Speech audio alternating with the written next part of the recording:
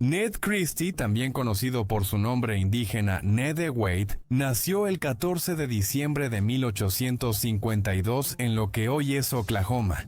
A mediados del siglo XIX era conocido oficialmente como el Territorio Indio. El lugar de nacimiento de Christie se ubicaba en la comunidad de Guajila, que se encontraba en el distrito Going Snake de la nación Cherokee. Sus padres eran Watt Christie y Lydia Thrower, sobrevivientes del Sendero de Lágrimas y de la limpieza étnica de los nativos del sureste de Estados Unidos en las 2 décadas previas al nacimiento de su hijo.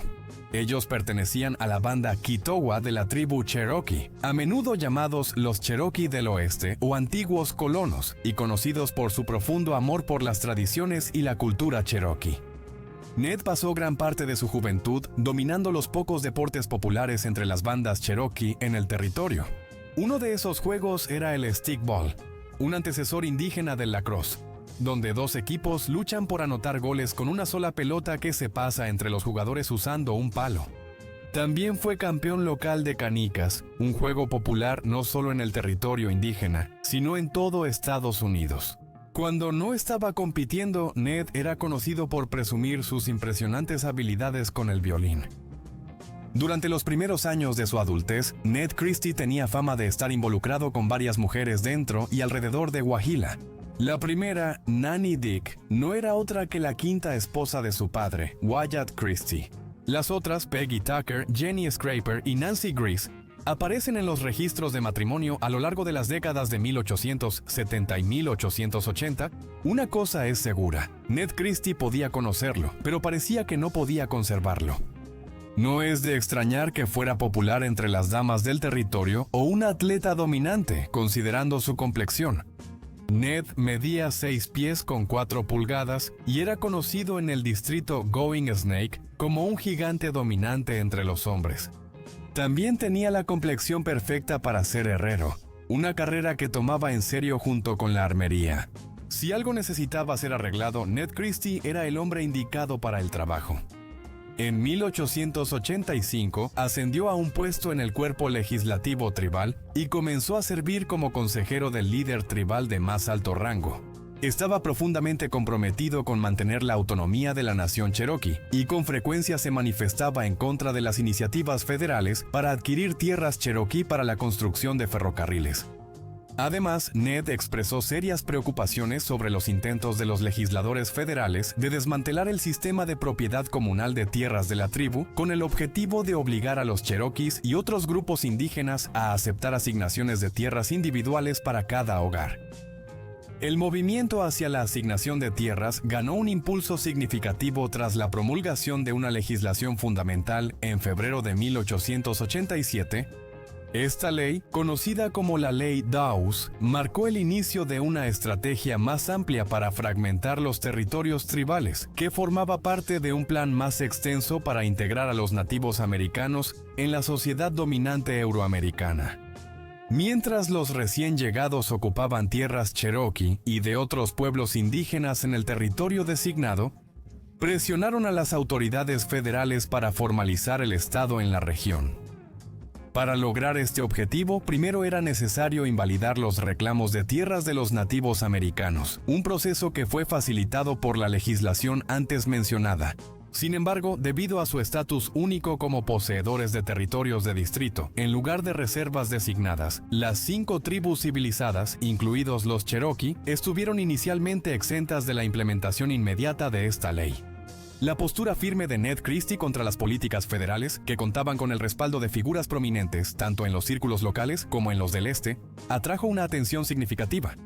Su desafío lo convirtió en blanco de críticas, especialmente debido a su estatus como líder respetado entre su gente. También estaba afiliado a una organización cultural profundamente arraigada en las prácticas espirituales tradicionales Cherokee. Su linaje paterno, incluyendo a su padre y a su abuelo, había ocupado roles de liderazgo en los terrenos ceremoniales sagrados de su comunidad, ubicados cerca de su residencia en lo que ahora se considera parte de un condado en la actual Oklahoma. A pesar de la alta estima en la que era tenido dentro de la comunidad Cherokee, Ned tenía la reputación de tener un temperamento volátil, especialmente cuando estaba ebrio. Su reputación se complicó aún más por un incidente legal en 1885, donde enfrentó cargos relacionados con la muerte de otro ciudadano cherokee. Aunque fue absuelto de todo delito por el sistema judicial tribal, su vida después fue tema de relatos sensacionalistas en los medios. Todo quedó en manos de periodistas y autores de novelas baratas, quienes distorsionaron los hechos de la vida de Ned Christie, especialmente cuando evadía a las autoridades federales. Hasta el día de hoy, no existe ninguna prueba histórica de que el hombre nacido como Ned Wade haya cometido algún delito o haya vivido como bandido antes de sus años como renegado. Aunque algunos de los detalles pudieron haber sido dramatizados, la narrativa general nació de la verdad. La guerra de Ned Christie no fue solo una fábula del viejo oeste. Fue un relato legendario de defender el honor propio en una tierra de derramamiento de sangre e injusticia.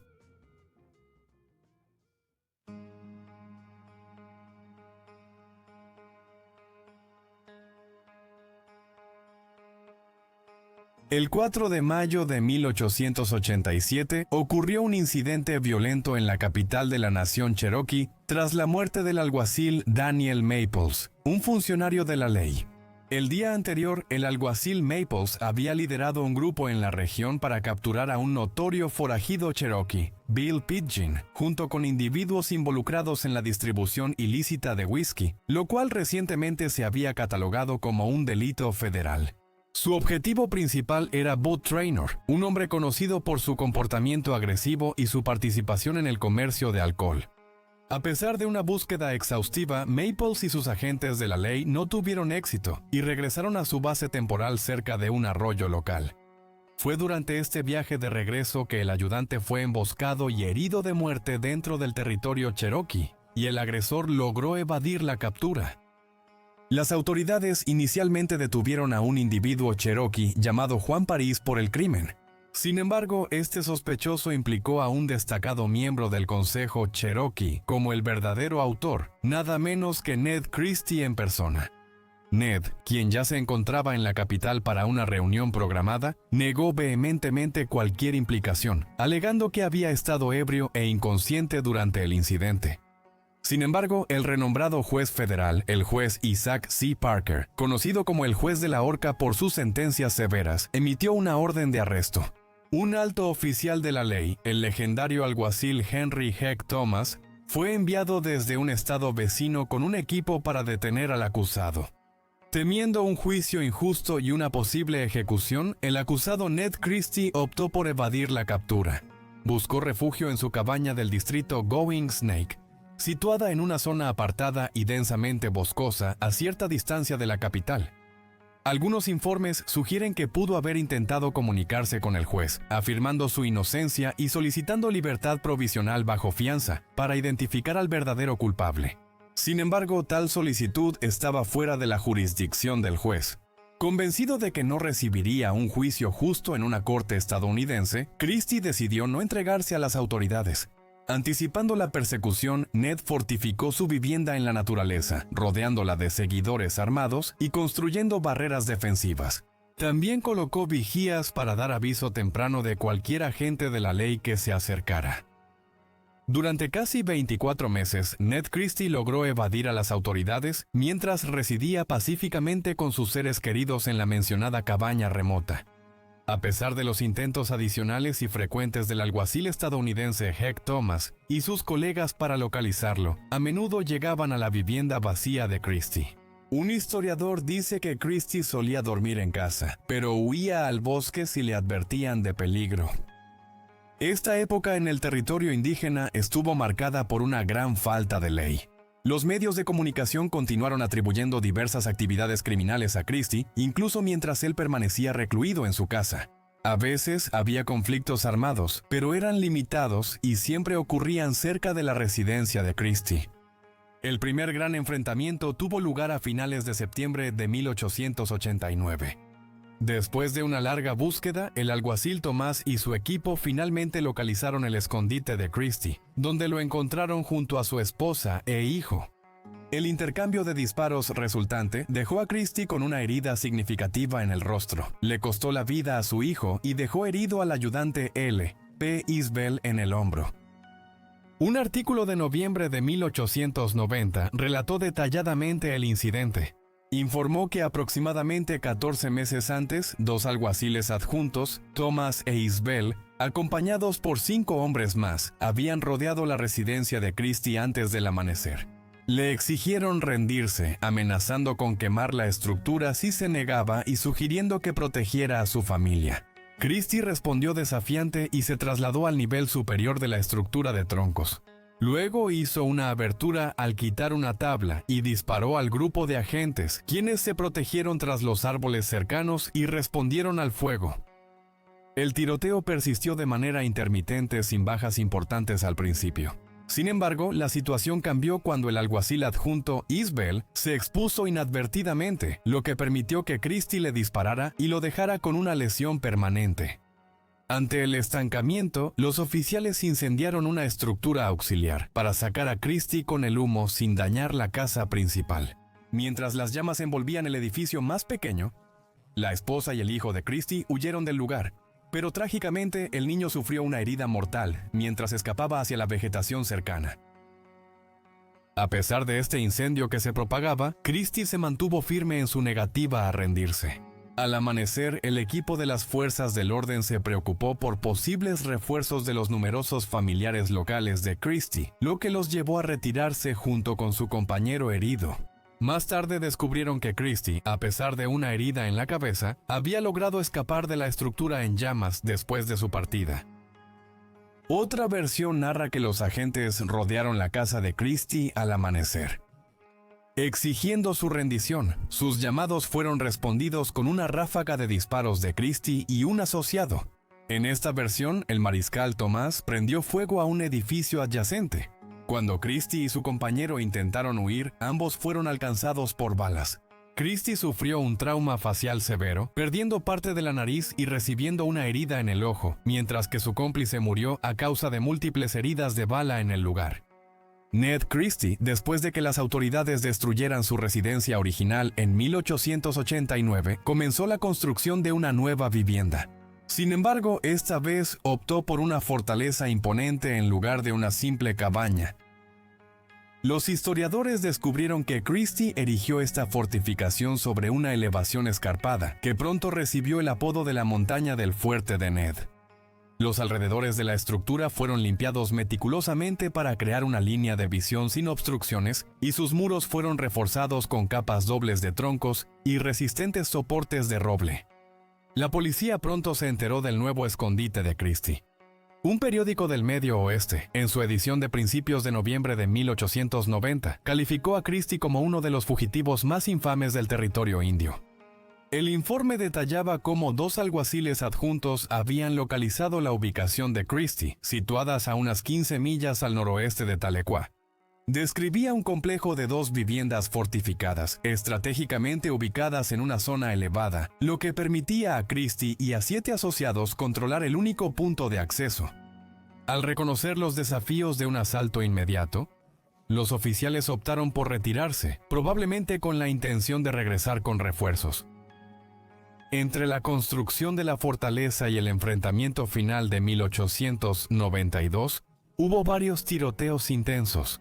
Un enfrentamiento particularmente notable ocurrió a finales de noviembre de 1890, poco después de que las autoridades federales renunciaran a un incentivo monetario considerable por la captura de Christie, sin importar si estaba vivo o muerto. Esto llevó a un reconocido oficial de paz afroamericano y legendario cazador de recompensas, Bass Reeves, a encabezar una expedición con el objetivo de capturar a Christie, aunque el intento finalmente resultó infructuoso. El 27 de noviembre de 1890, un periódico local en el territorio indio publicó un relato sobre un asalto a la fortaleza de Christie. El informe señalaba que agentes de la ley, liderados por un oficial reconocido, atacaron e incendiaron la fortaleza de Christie. Se pensó que Christie murió en el incendio, pero pronto reapareció, mostrando más amargura y sed de venganza que antes. Mientras que algunos relatos afirmaban que Christie después se vengó matando al oficial, otros descartan esto como una especulación infundada, señalando que el oficial fue emboscado lejos del territorio de Christie. Los registros históricos confirman que, de hecho, el oficial vivió otras 2 décadas. La veracidad de la destrucción de la fortaleza sigue siendo incierta, ya que intentos posteriores de capturar a Christie encontraron la estructura aún intacta y en funcionamiento. El 11 de octubre de 1892, casi 2 años después, otro grupo de agentes intentó capturar a Christie.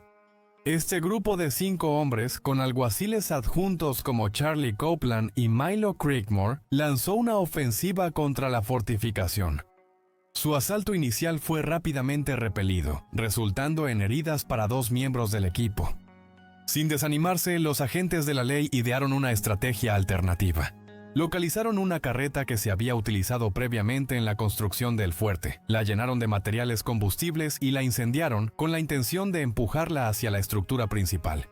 Sin embargo, su plan salió mal cuando el vehículo en llamas se desvió de su curso y chocó contra un edificio periférico en su lugar. En un último intento desesperado, el equipo recurrió nuevamente a los explosivos, lanzando 3 cargas hacia la fortaleza.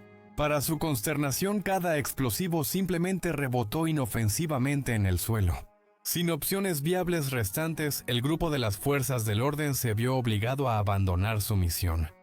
El 2 de noviembre de 1892, una fuerza considerable de entre 16 y 25 individuos equipados con armas de fuego, explosivos e incluso una pequeña pieza de artillería fue movilizada para una nueva operación. A varios altos funcionarios de las fuerzas del orden se les ha atribuido la organización de la misión, muchos de los cuales ya tenían experiencia previa enfrentándose a Christie y eran muy conscientes de los desafíos que se avecinaban. Christie, acompañado de 1 o 2 asociados, tomó posiciones defensivas en la parte superior de su vivienda fortificada. Durante más de medio día repelieron con éxito a los agentes de la ley. Una versión sugiere que la fuerza atacante gastó una cantidad significativa de munición, incluyendo docenas de proyectiles de artillería. Sin embargo, el cañón fue ineficaz. Decididos a romper la fortaleza, los oficiales finalmente recurrieron a colocar explosivos a lo largo de una sección de la muralla. La detonación posterior creó una abertura lo suficientemente grande para permitir la entrada e incendió la estructura. Mientras el edificio ardía, Christie intentó una fuga desesperada, pero fue mortalmente herido de un disparo a quemarropa. En un macabro desenlace, un familiar de un oficial previamente asesinado se acercó al cuerpo de Christie y descargó su arma en él varias veces. Algunas fuentes mencionan que uno de los compañeros de Christie se rindió después de salir del infierno, sufriendo quemaduras graves. Sin embargo, hay informes contradictorios sobre el destino de los asociados de Christie. Un periódico de San Francisco informó el 4 de noviembre de 1892 que un hombre fue asesinado en el enfrentamiento y sus restos carbonizados hallados en la fortaleza. El periódico El Llamado Matutino ofreció una vívida descripción del asedio final, resumida así. El 4 de noviembre de 1892, cerca de Tahlequah, territorio indio, oficiales federales encabezados por un alguacil adjunto principal rodearon el escondite de Christie. El enfrentamiento comenzó cuando uno de los aliados de Christie disparó contra los oficiales después de que se le ordenara rendirse. Esto provocó un intenso intercambio que duró todo el día, sin que ninguno lograra ventaja significativa. Al anochecer, los agentes usaron explosivos para abrir una brecha y prender fuego a la estructura. En medio del incendio, Christie intentó huir, pero fue mortalmente herido de un disparo tras ignorar las órdenes de detenerse. Un compañero se rindió y el cuerpo de otro fue hallado calcinado entre las ruinas en llamas. A las mujeres presentes se les permitió salir al inicio del enfrentamiento. Tras el enfrentamiento decisivo, las autoridades emplearon un método poco convencional para transportar los restos de Ned Christie. Aseguraron su cuerpo a la entrada de su fortaleza, que luego fue cargada en un vehículo tirado por caballos para la primera parte del viaje. La procesión continuó por ferrocarril hasta su destino final. Mientras este lúgubre convoy recorría la ruta, multitudes de espectadores curiosos se reunieron a lo largo de las calles y en las estaciones de tren, ansiosos por ver el cadáver de la notoria figura. La improvisada tabla de exhibición servía para un propósito práctico, aunque morboso, permitiendo a los oficiales colocar el cuerpo de Christie para su documentación fotográfica en varios lugares. Al llegar al destino final, Los restos de Christie fueron trasladados a una instalación militar, donde sus familiares lo identificaron antes del entierro. Su lugar de entierro inicial fue posteriormente trasladado a un cementerio familiar en un estado cercano. Algunos historiadores sostienen que Christie pudo haber sido acusado injustamente, posiblemente debido a su abierta oposición a la expansión ferroviaria a través de tierras tribales como miembro del Consejo Cherokee. Décadas después de la muerte de Christie, surgió una revelación inesperada. Un ex esclavo adoptado en la nación Cherokee y que trabajaba como herrero en los alrededores la noche del asesinato del alguacil adjunto reveló información crucial. Afirmó haber visto a un conocido delincuente tomar la chaqueta de Christie mientras él estaba incapacitado, usándola como disfraz durante el asalto fatal al alguacil adjunto. El testigo atribuyó su prolongado silencio al temor de represalias. En la actualidad, el legado de Christie se conmemora en un edificio judicial histórico en su estado natal, con una placa que caracteriza explícitamente su muerte como un asesinato a manos de alguaciles estadounidenses. Además, un sitio histórico nacional administrado por autoridades federales reconoce la muerte de Christie en términos similares, consolidando su lugar no solo en la leyenda del Viejo Oeste, sino en todas las historias trágicas que se encuentran a lo largo de la historia estadounidense.